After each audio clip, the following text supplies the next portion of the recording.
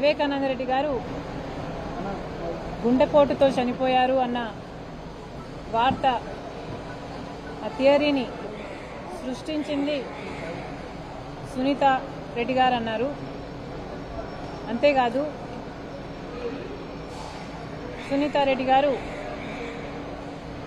చంద్రబాబు గారి కోసం చాలా ఆరాటపడుతున్నారు అని చాలా దారుణంగా మాట్లాడారు. ఇది చాలా అన్యాయంగా మాట్లాడినట్టు నాకు అనిపించింది. మా కుటుంబానికి కూడా చాలా బాధేసింది. మీడియా ఉంది అన్న అహంకారంతో ఏది మాట్లాడినా చెల్లుబాటు అయిపోతుంది అనుకుంటున్నారు. పలుకుబడి ఉంది అన్న అహంకారంతో ఎన్ని నేరాలు చేసైనా తప్పించుకోవచ్చు అనుకుంటున్నారు.